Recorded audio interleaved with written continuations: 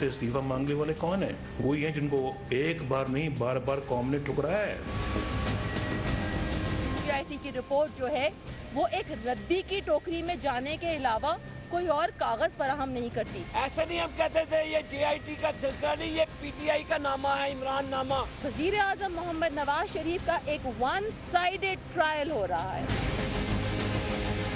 ताबूत निकलेगा इमरान खान और उसके हवारियों का, झूठों का, फरेबों का। ये अब इन ठगों का वार नहीं चलेगा, अब इन फरेबियों का वार नहीं चलेगा।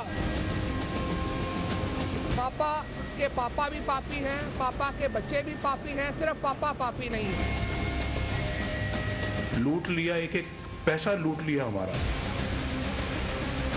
इंशाअल्लाह ताला अदालत उस्मा में पकौड़े बेचने वाले कागजात कभी कामयाब नहीं होंगे। इंशाअल्लाह ताला जुमे को ये मुकदमा अपने इख्तिताम को पहुंच जाएगा। ये डुगडुगी बजाने वाले डुगडुगी बजाते चले जाएंगे और इनके पल्ले और कुछ है नहीं है। प्राइम मिनिस्टर ने तो डिस्क्वालीफाई होना है और प्राइम मिनिस्टर ने अब जद्दे नहीं जाना, अडियाला जाना।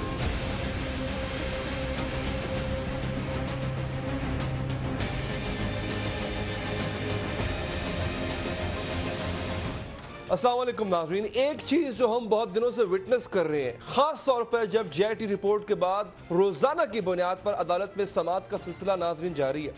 जब हुकूमती वज़रा, हुकूमती अरकान बाहर निकलते हैं, वो जीआईटी पर जब बात करना शुरू करते हैं, आप एक चीज़ नोट किया करें नाज़रीन, ये जो गला है ना, इसकी रगें फूली होती हैं, पसीने छूट रहे होते हैं, आवाज़ में तलखी होती है, चेहरे पे गुस्सा और नसें फूली हुई दिखाई दे रही होती है। जीआईटी पर ताबड़तोड़ हमले कर रहे होते हैं। लेकिन एक बात का मैं भी विटनेस हूं और जो आज मेहमान जिनका मैं तारुफ करवाऊंगा अपने शो में, वो भी इस बात की तायद करेंगे क्योंकि वो खुद भी वहां पर होते हैं कि इनकी इस हवाले से इनके वकला की जो ये दलाइल जीआईटी के बारे में बाहर आकर देते हैं कि ये रद्दी की टोकरी में जाएगी जीआईटी की एक कॉपी, ये दलाइल इनके वकील क्यों नहीं देते? ये दलाइल इनके वो वकला क्यों नहीं देते कि जिनकी इल्म, जिनकी जहानत पर ये बाहर आकर ढोल पीटते हैं कि जनाब ये जीआईटी, ये मुतासिब जीआईटी, इसके फुला मेंबरान, फुला का रिश्तेदार, फुला पुप्पी का बच्चा, फुला और लोगों की जातियात पर बात करते हैं। अगर इनसे ये पूछा जाए कि आपकी इतनी ये जोरदार किस्म की दलील आपके वकला को याद क्यों नहीं आती अदालत के सामने, तो जवाब नदारत होता है। क्योंकि नाज़रीन ये दलील नहीं है, ये फ़कत चीखना चिल्लाना है, ये फ़कत अपनी आप को ऊंची आवाज में बात करके अपनी बात मनवाना है। यहां पर मैं एक छोटी सी बात, और इसको किसी से मुशाबे ना किया जाए, ये फकत मैं मिसाल के तौर पर आपके सामने रख रहा हूं नाज़रीन, कि जब जंगल के अंदर जानवर और जानवरों में खास तौर पर नस्ल है गोरिल्ला, जब ये गोरिल्ला एक दूसरे से मुठभेड़ करते हैं तो सबसे पहले ये शोर मचाते हैं और इनकी काफी हद तक लड़ाई उसी बात पर खत्म हो जाती है कि जो गोरिल्ला जितनी ऊंची आवाज में अपने सीने को पीट कर शोर मचा के अपनी बात को दूसरे तक पहुंचा देगा, वो जीत जाएगा। तो नाज़रीन कुछ ऐसा ही लगता है कि यहां पर डाइस पीटा जाता है, सुप्रीम कोर्ट के बाहर आके अपनी रगों को फुला के आवाज ऊंची करके जीआईटी और अपोजिशन पर उनकी जातियात पर बात करते हुए लानतान की जाती है और खुद को सच साबित करने की कोशिश की जाती है। ना जनाब, सच साबित करना है आपने चंद गज के फासले पे अंदर जाके सुप्रीम कोर्ट में। जो आप बाहर कर रहे हैं वो सियासत है, उसको सियासत तक रहने दे। हमें ज्वाइन किया है इस वक्त जनाब मोहतरमा नाज बलोच साहबा ने, पीपल्स पार्टी से आपका ताल्लुक है। नाज साहब बहुत शुक्रिया आपके वक्त का। साथ ही साथ सीनियर एनालिस्ट, सहाफ़ी, एंकर जनाब साबिर शाकिर साहब ने हमें ज्वाइन किया है। साबिर भाई आपका भी बहुत बहुत शुक्रिया। और हमारे सीनियर सहाफ़ी उस्ताद हमारे मज़हर अब्बास साहब ने हमें कराची से ज्वाइन किया है। मज़हर साहब very warm welcome to the show. और थोड़ी देर में हमें फिरदौस आशिक आवाज़ साहिबा भी ज्वाइन करेंगी। वक्त हमारे पास है, इससे पहले कि मेहमानों के पास मैं आगे बढ़ूँ, मैं कुछ चीज़ें आपके सामने रखना चाहता हूँ। नवाज शरीफ साहब आज ये फरमा रहे थे कि बॉस मैंने बोला क्या है, मेरा कसूर क्या है। उन्होंने कहा कि मुझे नहीं पता मुझे किस मुकदमे में फंसाया जा रहा है, किस जुर्म की पादाश पे मुझे ये सजा दी जा रही है। क्या कहा उन्होंने आज सियालकोट के जलसे में, जरा ये सुन लें। अच्छा, थोड़ी देर बाद आपको मैं नवाज शरीफ साहब का ये शॉर्ट सुनवाऊंगा। उसका क्रक्स ये है, साबिर भाई मैं आप तक लेकर आता हूं। सर, नवाज शरीफ साहब का कसूर क्या है? सर, آپ نے بھی فالو کیا اس پورے پیناما کیس کو, جے آئی ٹی پروسیڈنگ کو. سر قصور کیا ہے نواز شریف صاحب کا؟ پتا پتا بوٹا بوٹا حال ہمارا جانے ہے, جانے نہ جانے گل ہی نہ جانے باغ تو سارا جانے ہے. پوری دنیا اس وقت جانتی ہے کہ نواز شریف صاحب کا کیس سپریم کورٹ میں کیوں ہے, ان پہ الزامات کیا ہیں اور کیوں ہیں, اور خاص طور پہ جب سے سسلن مافیا اور گاڈ فادر نے ایسا فونٹ استعمال کیا جو کہ اس وقت مارکیٹ میں موجود ہی نہیں تھا, اور انٹرنیشنل پریس جو ہے وہ یہ کہہ رہا ہے کہ یہ کیلبری فونٹ کی وجہ سے پاکستان میں وزیر اعظم نواز شریف کی حکومت جا سکتی ہے.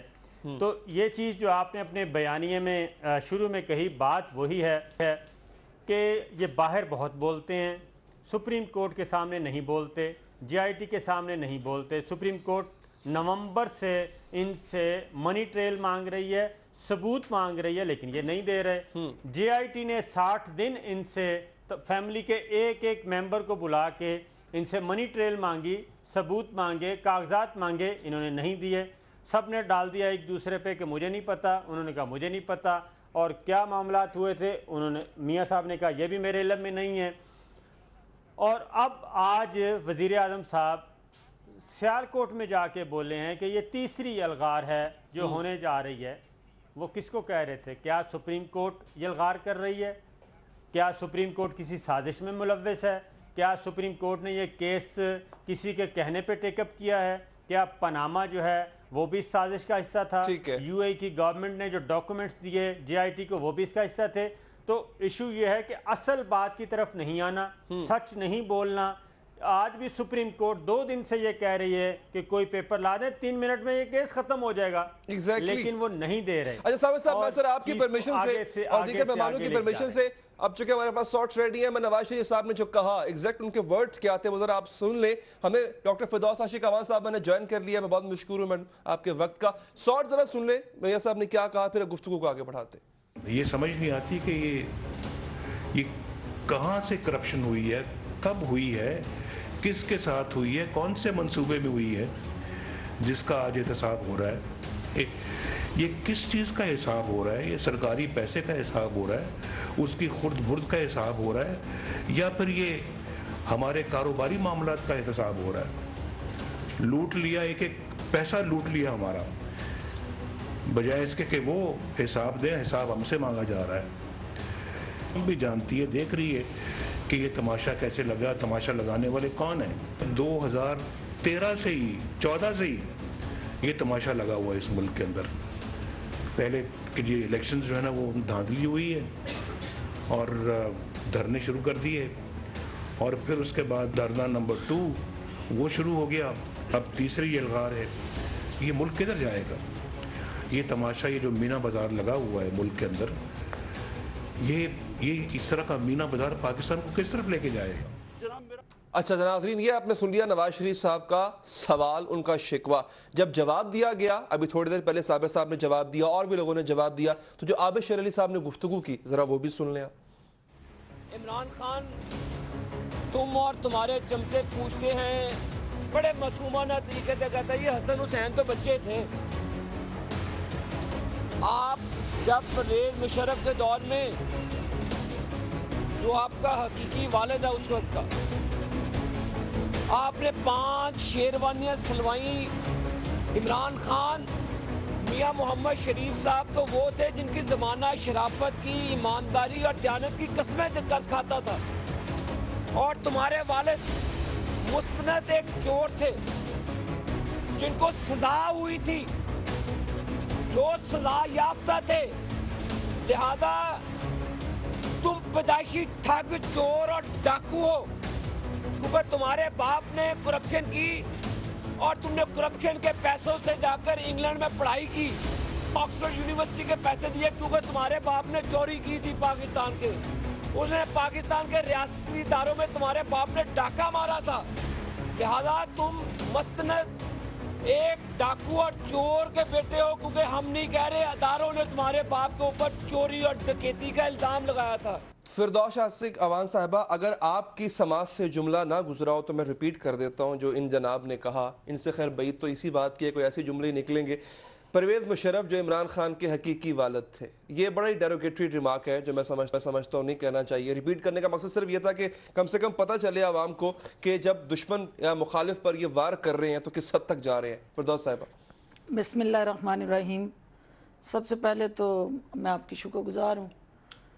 دیکھیں، سب سے جو امپورٹنٹ ہے اس وقت ایشو ہے وہ ان کی باڈی لینگویج ہے.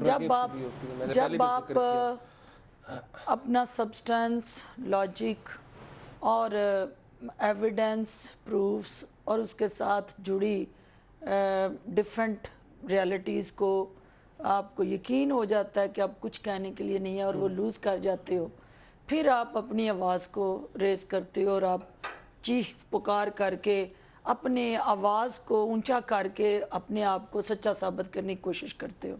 جس شخصیت کا نام عابد شیر علی ہے، اس کو میں صرف یہ کہوں گی کہ یہ عمران خان صاحب کے والد صاحب پہ انگلیاں اٹھا رہا ہے.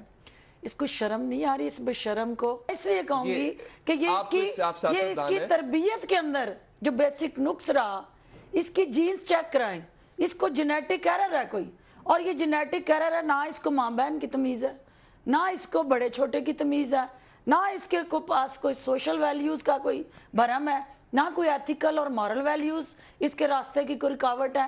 یہ وہ مادر پیدر آزاد، یہ کس معاشرے میں رہ رہا ہے جس کے اندر زبان جو ہے اس کے منہ کے اندر بے لگام زبان ہے جس کو جس طرح مرضی چلا دے. اس کی روایت عمران خان نے ڈالی کنٹینر پہ کھڑے ہو. نہیں، عمران خان نے کسی کی ماں بہن کو، کسی کی ذات پہ، کسی کے باپ کو کبھی چیلنج نہیں کیا، اور یہ اپنے جینز کو چیلنج کر رہا ہے. خود یہ اس طرح کے کنڈکٹ کر کے یہ کہہ رہا ہے کہ میرا ڈی این اے ٹیسٹ کرائیں کہ یہ کہیں نہ کہیں فالٹ ہے. اور اس فالٹ کا میں بینگ اے ڈاکٹر، نہیں غصہ نہیں ہے، اس کی زبان درازی ہے اور یہ مسلسل مختلف قیادتوں کے اوپر انگلیاں اٹھا رہا ہے. اس کو کوئی نہیں پوچھنے والا یہ کس قسم کی زبان ہے. جی آپ اپنا ڈیفینس کرو، آپ آرگومنٹ سے کرو، آپ اپنے ڈیفینس میں کوئی لاجک لے کے آؤ. آپ ذاتی گفتگو پہ جاتے ہو اور آپ ذاتیات کو لے کے آتے ہو. پہلی بات. دوسری بات یہ ہے کہ جس موصوف کی آپ نے الف لیلہ کی داستان چلائی سیالکوٹ سے، میں سیالکوٹ سے آ رہی ہوں اور میں سیالکوٹ سے وہاں جہاں پاکستان کا دوسرے نمبر کا شہر ٹیکس پیئر اور ایکسپورٹ میں، آج اس شہر کے اس نان پولیٹیکل ادارے کو بھی میاں صاحب نے سیاست زدہ کیا ہے اور وہاں بیٹھ کے بھی انہوں نے اپنی سیاسی پوائنٹ سکورنگ سے باز نہیں آئے. چلیں اس پر تھوڑا سا مزہ آؤں گا، وقت ہے تو باقی شرکاء کو بھی شامل گفتگو کر لیں، تھوڑا آگے بڑھیں گے. میں آج کی جے آر ٹی پروسیڈنگ پر بھی آؤں گا. اس سے پہلے ناز صاحبہ شکریہ آپ کے وقت کا. جو ڈیروگیٹری ریمارکس عمران خان صاحب کے بارے میں عابد شیر علی صاحب نے کہے، کنڈیم کریں گی آپ ان کو؟ آیا آپ سمجھتی ہیں بینگ ان اپوزیشن ٹھیک کہا انہوں نے؟ دیکھیں، میں سمجھتی ہوں بلو دا بیلٹ بات کرنا یہ سیاست میں اچھی نشانی نہیں ہے. چاہے کوئی بھی کسی کے لیے کرے یہ بات، اس طرح کی لینگویج سے جو ہے گریز کرنا چاہیے، بیکاز معاشرے میں برائی پیدا ہو رہی ہے. جہاں جہاں یہ زبان استعمال ہوتی ہے، پھر نیچے جو ورکر ہیں وہ بھی اسی لینگویج میں، اسی ٹون میں ریاکٹ کرنا سٹارٹ کرتے ہیں. تو یہ ہر پولیٹیکل پارٹی کے لیڈران کو، تمام لوگوں کو ضروری ہے کہ وہ اپنے الفاظ کا چناؤ بڑے احتیاط سے کریں، محتاط ہو کے کریں، کیونکہ لفظ جو نکل جائے منہ سے پھر وہ دوبارہ جو ہے وہ ریورس پہ تمام لوگوں کے اوپر، ہر پولیٹیکل پارٹی کے لوگ ہوں، چاہے وہ عابد شیر علی ہوں، چاہے کوئی بھی ایکس وائی زی ہوں. تو یہ ہے کہ اس سے معاشرے میں آپ دیکھ رہے ہیں سوشل میڈیا میں کیا ہو رہا ہے آج کل. ایک اگر کوئی اپنا ذاتی فیصلہ بھی لے لیتا ہے تو اس کے پیچھے رات بھر اس کو گالیاں پڑ رہی ہوتی ہیں. تو یہ جو رویہ ہے اس کو امپروو کرنا. Yes, I have been a victim of that, کیونکہ وہ جو ویڈیو ایک چلی تھی 2 دن پہلے، اس کے بعد رات بھر سوشل میڈیا پہ جس قسم کی لینگویج، جس قسم کے الفاظ جو کل تک مجھے عزت سے ماں بہن بیٹی کہتے تھے، آج سوشل میڈیا پہ اگر وہ ورکر مجھے اگر اس قسم کے کچھ چند لوگ ہیں. صرف ورکرز نے نہیں کہا، ناز صاحبہ نہیں، صرف ورکرز نے نہیں کہا. ایک ویڈیو عمران خان صاحب کی بھی ہے، وہ میں شو میں اپنے ناظرین کو دکھاؤں گا، آپ کو بھی دکھاؤں گا. فردوس صاحبہ یہاں پر بیٹھی ہیں، وہ بھی وٹنس کریں گے اس ویڈیو کو. ابھی ذرا وقت دیجئے، میں ذرا آج کی جے آر ٹی پروسیڈنگ اوپر آنا چاہتا ہوں. مظہر عباس صاحب, سر آپ کے پاس آتا ہوں میڈم, میں آپ کے پاس آتا ہوں. مظہر صاحب بڑی دیر سے میں ان کے پاس جا نہیں سکا, میرے سینئر ہیں, کرتا ہوں ان سے. مظہر صاحب, سر آج دو بڑی اہم چیزیں میں خواجہ حارث صاحب کے دلائل کے حوالے سے آپ سے پوچھوں گا. سر پہلی چیز تو انہوں نے دلائل اپنی شفٹ کی ہے. انہوں نے کہا جناب میاں شریف صاحب ہیڈ آف فیملی تھے, ان کا ڈیسیجن تھا, وہ کب کیسے جائیداد بانٹتے تھے کسی کو کچھ نہیں پتا. ایک بات. دوسری بات سر, ججز کی بڑی الارمنگ تھی ان کی آبزرویشنز ان کے لیے. انہوں نے کہا کہ آپ نے ابھی تک یہ چلو ہم مان لیتے ہیں کہ میاں نواز شریف کی جائیدادیں نہیں ہیں, لیکن یہ بھی تو آپ پروف نہیں کر سکے کسی ڈاکومنٹ کے ذریعے کہ حسین نواز اون کرتے ہیں ان جائیدادوں کو, ان فلیٹس کو. مظہر صاحب.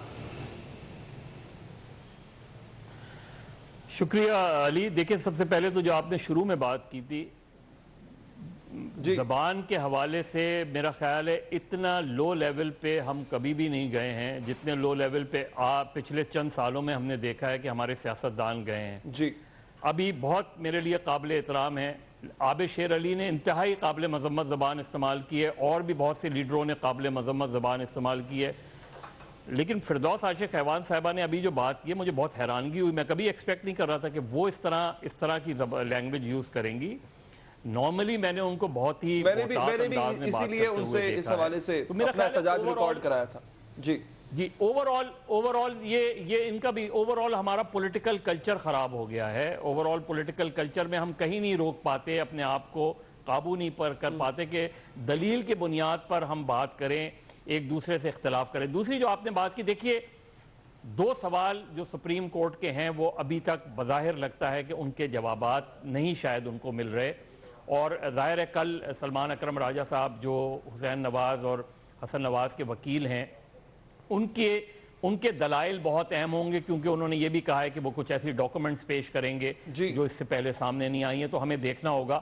لیکن جو دو سوال ہیں وہ ابھی تک غالباً سپریم کورٹ کو ان کے جواب کی تلاش ہے, اور یہی ہم نے آبزرویشنز میں بھی دیکھا. ایک جو فلیٹس کی جو لنڈن کے فلیٹس ہیں ان کا اصل مالک کون ہے, اس کی ملکیت جاننا چاہ رہے ہیں, اور دوسرا منی ٹریل ان کو نہیں مل پا رہی. تو یہ دو چیزیں جو ہیں بظاہر یہ لگ رہا ہے کہ شاید ابھی تک ان کو یہ جوابات نہیں مل رہے, اور اگر یہ جوابات نہیں ملیں گے تو اس کی شاید جو بنیاد پہ جو چیزیں آگے بڑھیں گی وہ اسی کے بنیاد پہ. لیکن یہ سب انٹر لنکڈ ہیں. کل جب سلمان اکرم راجہ صاحب کے جو دلائل ہیں وہ شروع ہوں گے اور پھر ختم ہوں گے, اس کے بعد یہ ساری چیزیں جب ہم اکٹھا کریں گے تو پھر میرا خیال ہے سپریم کورٹ کل یا پرسوں میں یا فیصلہ محفوظ کرتی ہے یا مزید چیزیں ہوتی ہیں. اب دلائل جو ہے پرانے تو مدر صاحب سوالات کے جوابات آج نئے دلائل میں کوئی چیز نئی باقی رہی نہیں ہے, سبسٹنس باقی رہا نہیں. سر مجھے وقفے پہ جانا ہے, وقفے کے بعد جب ناظرین واپس آئیں گے تبھی ہمارے ساتھ موجود ہوں گے, اور انہوں نے خود چکے یہ چیزیں وٹنس کی ہیں.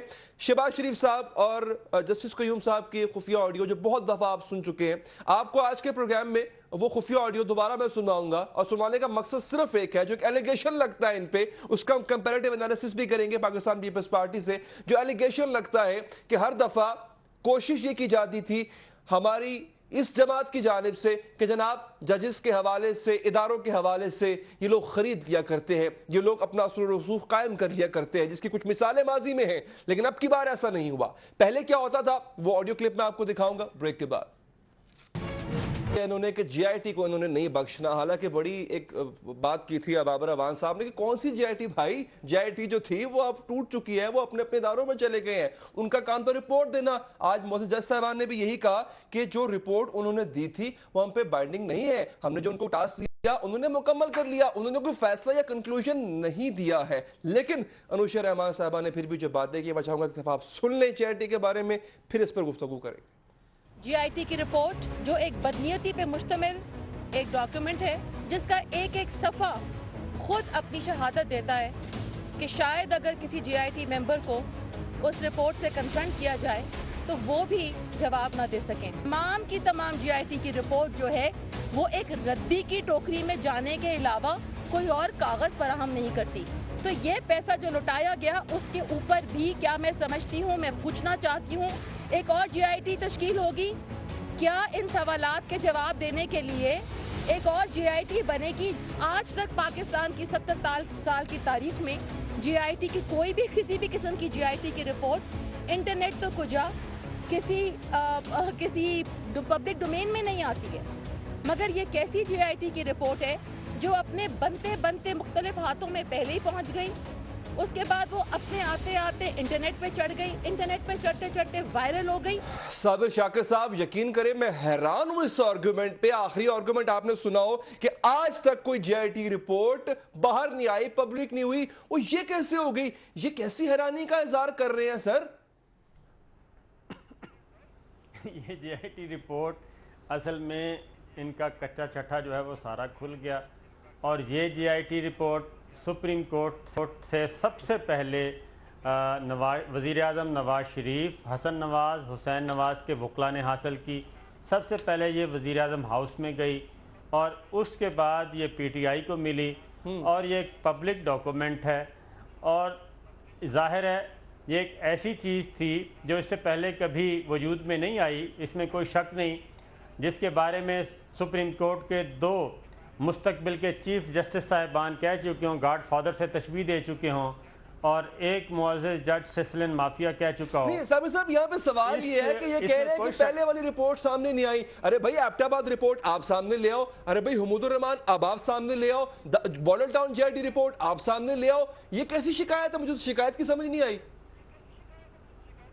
تمام کی تمام رپورٹس فیڈرل گورنمنٹ کے پاس ہیں, صوبائی حکومت کے پاس ہیں.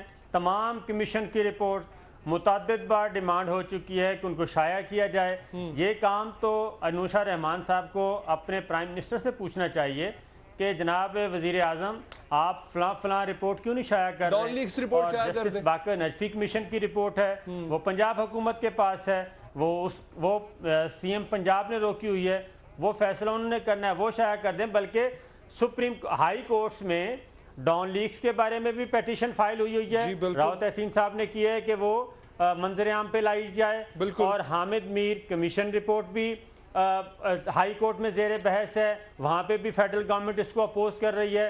لاہور ہائی کورٹ میں بھی یہ چیز موجود ہے کہ جسٹس باقر نجفی کی رپورٹ کو منظر عام پہ لایا جائے, وہاں پہ بھی حکومت اپوز کر رہی ہے. اپوز تو یہ خود کر رہے ہیں. یعنی سر میں اسی آرگومنٹ کو آگے بڑھاؤں گا فردوس صاحبہ, یعنی کہ باقیوں کی چوری تو پکڑی نہیں گئی آج تک, وہ ہماری ساڑی کو پڑھ لیجئے, یہ آرگومنٹ ہے ڈاکٹر صاحبہ.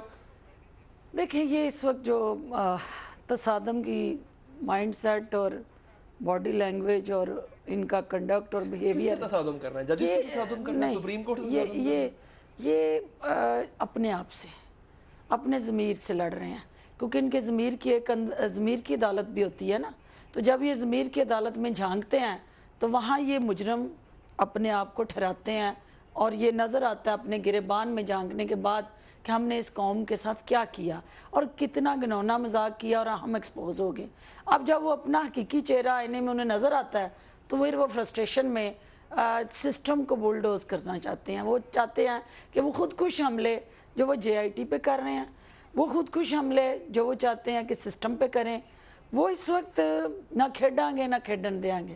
وہ پنجابی کی کہاوت ہے نا کہ اگر میاں صاحب نے بدقسمتی سے اپنی ذات کو ہی جمہوریت کا نام دے دیا ہوا ہے, اپنی ذات کو ہی پاکستان کی ترقی اور خوشحالی سے تعبیر کر دیا ہوا ہے, اور اپنے شریف خاندان کی جو بڑھتی ہوئی خوشحالی ہے, جو ملٹی بلینر طالب علمی سے ان کے بچے اثاثے کے ہولڈر ہوتے ہوئے پوری دنیا میں ایکسپوز ہو گئے, تو وہ ان کو وہ تمام چیزیں, وہ ڈرونے خواب جو ہیں ڈڈیالہ جیل کی یاد جو تڑپا اور ستا رہی ہے, اس فرسٹریشن میں وہ اس قسم کی لینگویج استعمال کر رہے ہیں. وہ کہتے ہیں کہ اگر نواز شریف گھر گیا تو عمران خان بھی گھر جائے گا. دیکھیں ہمیں اس چیز سے قطع نظر کہ کون گھر جائے گا اور کون اڈیالہ جائے گا. بات یہ ہے کہ کیا اس وقت جو آرگومنٹ سپریم کورٹ میں چل رہی ہے, یہ جتنے مسل ٹیسٹ آ کے میڈیا کے اندر عدالت لگا کے یا اپوزیشن کو پنچنگ کر کے تو وہ ساری طاقت اور توانائیاں صرف کرتے ہیں, وہ ساری طاقت اور توانائیاں سپریم کورٹ میں ثبوت فراہم کرنے پہ کیوں نہیں لگاتے؟ اور یہ آپ کا پوائنٹ میں چاہتا ہوں, اگر مدر صاحب سے آپ کا یہ نقطہ جو ہے نا, یہ نقطہ مدر صاحب سر ثبوت آج ایک بات کی 1 منٹ کی کاروائی ہے وہ 1 منٹ کی، ججز بھی یہ کہہ رہے ہیں اور اتنا قوم کا قیمتی وقت ضائع ہو رہا ہے. اس سوال کا جواب دے دے مظہر صاحب. یہ سوال بڑا سمپل سا ہے اور میں آپ کے لیے 3 کلپس سنبھال کے رکھے ہوئے ہیں. وہ کلپس آج سے پہلے آپ نے نہیں دیکھے, وہ آپ کے لیے خصوصاً میں آج کے پروگرام میں چلاؤں گا. سوال کی طرف آتا ہوں. مظہر صاحب سمپل سا کام ہے, آپ بتا دیں ان فلیٹس کا اونر کون ہے. پوری سازش, سارا یہ جو ایک کیوس ہے سب ختم ہو جائے گا. نہیں, ظاہر ہے سوال تو یہی ہے اور اسی سوال کا جواب انہوں نے دینا ہے. اب وہ کچھ بھی کہتے رہیں لیکن یہ سوال بہرحال سپریم کورٹ کے سامنے ہے. دیکھیے جے آئی ٹی پر تنقید کرنا کوئی غلط بات نہیں ہے. ایک پارٹی ہے جو افیکٹی ہے وہ تنقید کر رہی ہے, اس کو تنقید وہ عدالت میں بھی وہی تنقید کرے سر, اس کے کنٹینٹ پہ جو باہر تنقید کرتے ہیں وہی کنٹینٹ عدالت میں چیلنج کرے, وہ کیوں نہیں کرتے سر؟ اس کے کمپوزیشن یا سبسٹینس یا اس پہ کوئی اعتراض نہیں. میں بات کہہ رہا ہوں. دیکھیے جے آئی ٹی پر تنقید کرنا, جے آئی ٹی کے ممبران کے حوالے سے سوال اٹھانا, وہ بالکل اٹھا سکتے ہیں. سوال یہ ہے کہ جو سوال ہے اس کا جواب دے دیں. اصل مسئلہ یہاں آتا ہے. آپ سوالات کے جوابات دیے جاتے ہیں, سوالات پہ سوالات نہیں کیے جاتے. تو اصل چیز جو پرابلم ہے وہ یہ ہے کہ آپ نے سوالات کے جواب دینے ہیں اور ان سوالات کے جواب سے آپ کو مجھے مطمئن نہیں کرنا, یہاں بیٹھے ہوئے جو لوگ ہیں ہمارے معزز ممبران ان کو مطمئن نہیں کرنا, ایون لوگوں کو مطمئن کرنے کی ضرورت نہیں ہے. آپ نے سب سے پہلے سپریم کورٹ کو مطمئن کرنا ہے. اگر سپریم کورٹ مطمئن ہو جاتی ہے تو پھر میرے اور آپ کی آبزرویشن میٹر نہیں کرتی. اصل میٹر کرتی ہے جو عدالت عظمیٰ ہے جس کے سامنے یہ مقدمہ ہے, اس کے سامنے آپ جو ہے وہ پیش ہو رہے ہیں, آپ کے وکلا پیش ہو رہے ہیں. ان وکلا نے ان معزز جج صاحبان کو مطمئن کرنا ہے, وہ ہے اصل سوال. اور بظاہر ابھی تک یہ لگتا ہے, ہو سکتا ہے کہ ظاہر ہے ہمیں آبزرویشن اور ریمارکس کی بنیاد پہ کنکلوژن ڈرا نہیں کر سکتے. وہ بالکل نہیں کر رہے سر, کوئی بھی فیصلہ آ سکتا ہے. ایک جے آئی ٹی اس کی رپورٹ اس وقت عدالت میں موجود ہے اور یہ کہہ رہے ہیں کہ اس جے آئی ٹی پر ایک جے آئی ٹی بھی بن سکتی ہے. انوشا رحمان صاحبہ کا اپنا, یہ ابھی انہوں نے کہا, آپ نے سنا بھی ہوگا, تو یہ جے آئی ٹی کو ایسے دھمکا رہے ہیں. لیکن اس میں علی میری صاحب سے ایک گزارش ہے کہ اعتراضات کرنا ان کا حق ہے, لیکن وہ اعتراضات میڈیا میں ہو رہے ہیں نا, وہ اعتراضات جو آئینی فورم میں وہاں نہیں ہو رہے. آپ بھی تو میڈیا پہ اعتراض کرتے تھے نا جب جے آئی ٹی بنی تھی نئی وہ پرابلم تو مجھے بتا دیں ڈاکٹر صاحبہ, وہ پرابلم تو میرا خیال ہے سب طرف ہے. ڈاکٹر صاحب وہ پرابلم تو سب جگہ ہے, لیکن مظہر صاحب ہم نے اس کو ایکسپٹ کیا. عدالت کے باہر عدالت لگتی ہے, اب نہ سپریم عدالت سے باہر عدالت اس لیے لگ رہی تھی. ہمارا اعتراض یہ تھا کہ پرائم منسٹر جو کہ ایک سٹنگ پرائم منسٹر ہے, ان کے نیچے یہ سارے ادارے آتے ہیں. جی آئی ٹی ہمیں یہ تھا کہ پرائم منسٹر کے استعفیٰ دیے بغیر یہ جے آئی ٹی غیر موثر. آج کی کریں, میں پچھلے چند سالوں کی بات کر رہا ہوں, یہ آپ کر رہے ہیں جب سے اس دھاندلی کا ایشو جب عدالت میں لے کے گئے تب بھی آپ. میں تو یہ کہہ رہا ہوں کہ کورٹ کا جو ڈیکورم ہے وہ نہیں مینٹین وہ ہر فورم پہ ہر جماعت کے رہتے ہیں, لیکن اس کو کمیونیکیٹ اور ڈیبیٹ کرنے کا جو طرز بیان اختیار کیا نون لیگ نے, اس پہ ہمیں اعتراض ہے. اگر پروڈیوسر صاحب ہمارے پاس وقت ہے تو میں نے جو ناظرین سے وعدہ کیا تھا کہ ججز کے ساتھ کیا معاملات رکھے ہیں نون لیگ نے ماضی میں, میں وہ چلا کے پھر میں وہ ناز صاحبہ کے پاس جاؤں گا, ان سے ان کا ویو بھی لوں گا. ذرا سن لیں ناظرین شہباز شریف صاحب کا یہ آڈیو کلپ, کس طرح سے ججز کے ساتھ ان کے معاملات طے ہو جاتے تھے جو کہ اب کی بار نہیں ہوئے, بدقسمتی ہے ان کی. ذرا سن لیں آپ. بات کریں گے. جی میاں صاحب السلام علیکم, بڑی مہربانی تو جی سناؤ. بس تھوڑی دعا سر, تھوڑا دعا دعا نے بات سر تھوڑے بس تو پائی ہو وہ ایک طرح گزارش کی تھی سر, وہ میں ختم کرتا ہے. بڑی مہربانی. دوسرا ضرور معاملہ ہے. اچھا مینو انہوں نے کیا جی بڑے بھائی صاحب کی مہربانی کر کے اور دھیان کرنا چاہتے تھا. کیا کیا رہی سر میں نے. اچھا انہوں کی ہوا جی وہ تھوڑا کوئی اپنا کیس ہی تھا جی کا. ہاں سرور کا خیال کرنا ہے کوئی بس کرتا میاں صاحب نے کیا خیال ختم ہوگا. بڑی مہربانی, تھینک یو. چودھری سرور دا خیال کرنا ہے, دھیان کرنا. جسٹس قیوم کہتے ہیں دھیان کرتا. جی اس دفعہ ناز صاحب میرے خیال ہے دھیان کرنے والا کوئی تھا نہیں, اور لوگوں کا دھیان جو ہے وہ ایون فیلڈ فلیٹس پہ تھا, تو پھر ان کے بھی دھیان میں نہیں رہا کہ ہم پھنس سکتے ہیں.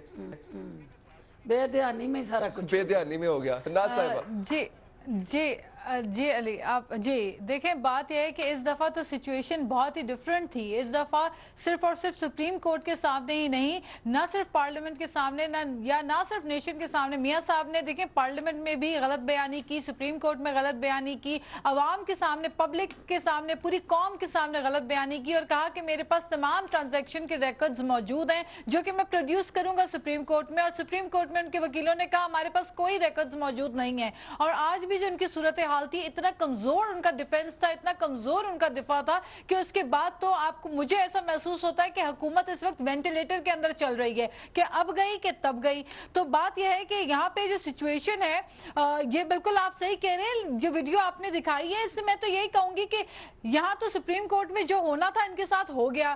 اب جے آئی ٹی میں جو روزانہ ایک ایک کر کے فردن جا کے سب نے جو اپنے شواہد پیش کی ہیں اس پہ تو مریم اورنگزیب نے خود کچھ دن پہلے کہا کہ ویڈیو شائع کر دی جائے اور پبلک کر دی جائے, کیونکہ جے آئی ٹی میں ویڈیو نہیں بنتی, اگر بنی تو پبلک کر دی جائے.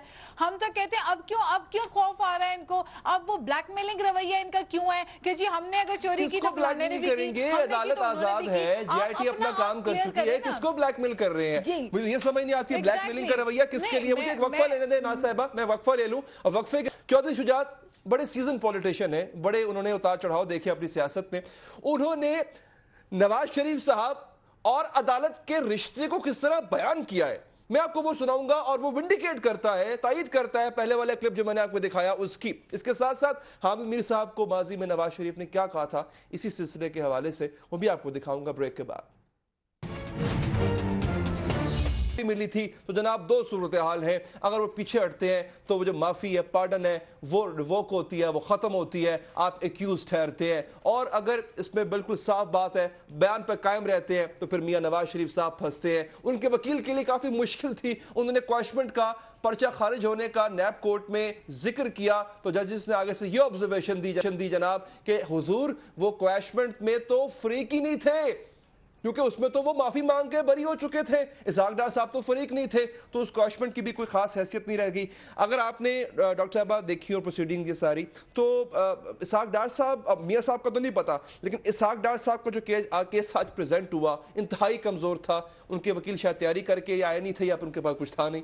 علی ان کو پتہ ہے کہ ان کے ساتھ کیا ہونے جا رہا ہے, یہ صرف ڈیلیئنگ ٹیکٹکس ہیں, اور یہ ڈیلے کر کے کھینچنا چاہتے ہیں جان بوجھ کے. اس 7-8 مہینے ہیں نا, یہ اقتدار کا شہد چاٹنا چاہتے ہیں, اور یہ چاہتے ہیں کہ وہ اداروں کو یرغمال بنا کے ان کا استحصال کر کے جو مزید مال سمیٹا جا سکتا ہے اس کو سمیٹا جائے.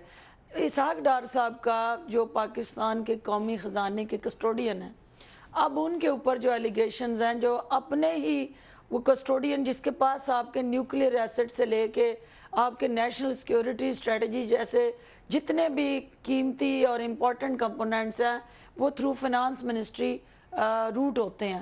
تو ایک وزیر خزانہ جس کے نیشنل انٹرسٹ کے ساتھ اس کا یہ رویہ ہے کہ وہ خود نیشنل بینک کے اندر ایک ایسا بندہ جو برطانوی شہری ہے اور جو کنوکٹ ہوا سعودی عربیہ میں, اس کو قومی خزانے کا ساتھ امین بنا کے کھڑا کرتا ہے, اور یہ ساری بندر بانٹ ہے.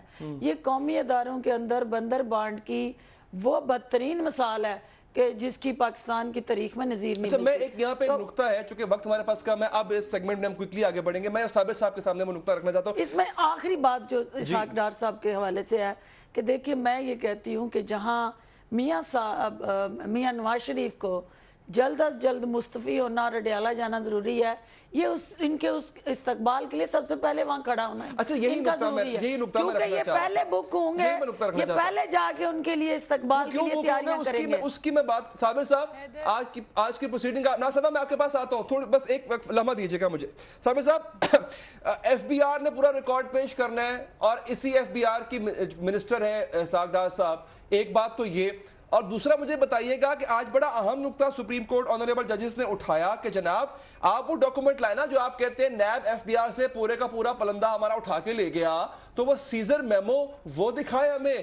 آپ نے ایف بی آر میں کب فائل کی تھی ٹیکسیشن, اس کا کوئی کاغذ دکھائے نا. یہ تو ہمیشہ سے نعرہ لگاتے تھے, کو ہوا سارا کا سارا پلندہ نیب لے کے چلا گیا. صابر صاحب,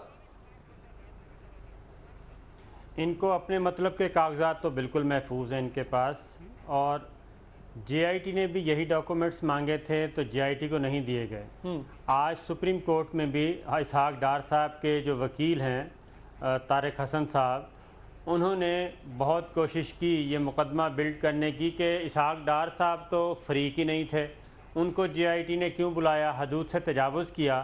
تو اس کے بعد سپریم کورٹ نے خود مختلف حوالے دیے کہ جناب اسحاق ڈار صاحب التوفیق میں بھی حدیبیہ میں بھی وہ آتے ہیں, اس میں انٹر لنکڈ ہے یہ سارے جو معاملات ہیں جی.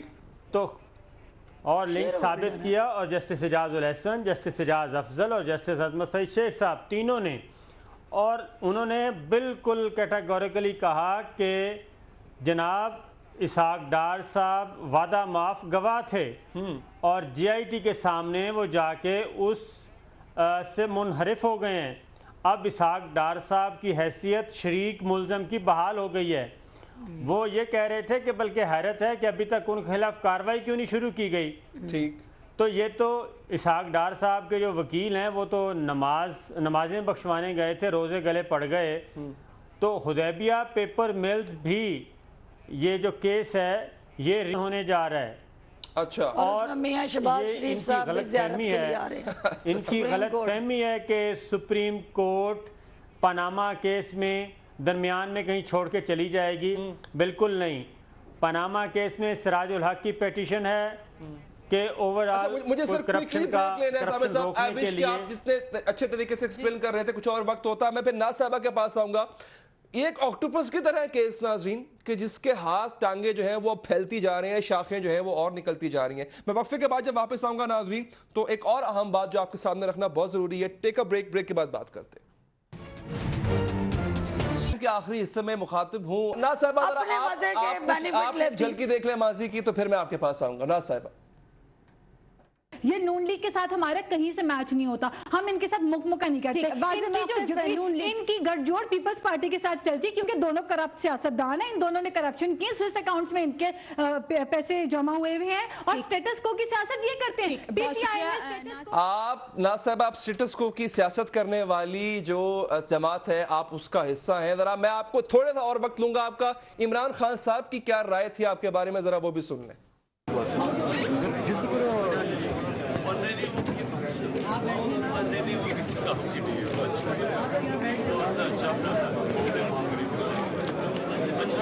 جی وہ کسی کام کی نہیں, اچھا ہوا وہ چلی گئی. یہ رائے تھی عمران خان صاحب کی آپ کے بارے میں. ناز صاحبہ, دیکھیں میں تو آج بھی عمران خان کا احترام کرتی ہوں, اور لیٹ دا پیپل ڈیسائیڈ. جو لوگ ویڈیو دیکھیں گے وہ خود ڈیسائیڈ کریں گے کہ ان کو اس بات سے کیا محسوس ہو رہا ہے. میں کمنٹ نہیں کرنا چاہوں گی کیونکہ میری ایسی تربیت نہیں ہے. میں نے 7 سال ان کے ساتھ کام کیا ان کی پارٹی کے لیے, تو ظاہر ہے کچھ ان کی عزت اور احترام میرے دل میں تھا تو میں نے ان کے ساتھ کام کیا. پیپلز پارٹی کے بارے میں آپ نے پیپلز پارٹی کے لیے میں یہ کہوں گی, جی پیپلز پارٹی کے لیے میں یہ کہوں گی کہ جو باتیں میں نے کہیں اس وقت میں پی ٹی آئی کے اندر, پی ٹی آئی کی جو پارٹی لائن تھی اسی کو فالو کرتی تھی کیونکہ میں پارٹی کی سپوکس پرسن تھی. جو پارٹی کا جو پی ٹی آئی کی پارٹی لائن ہوتی تھی ہمیں وہی میڈیا میں ریپرزینٹ کرنی ہوتی تھی. پتلے ہوتے ہیں سیاستدان, آپ جس پارٹی میں ہوتے ہیں, آپ نے جس پولیٹیکل پارٹی کے اندر آپ ہوتے ہیں. میں وقت ختم ہو گیا. I wish ڈاکٹر صاحب اس پہ بات ہو سکتا. صاحبہ بہت شکریہ. ریلی سوری سر, آپ کا بھی بہت بہت شکریہ, آپ نے وقت نکالا. ناظرین دیجیے اجازت, اللہ نے کے بعد.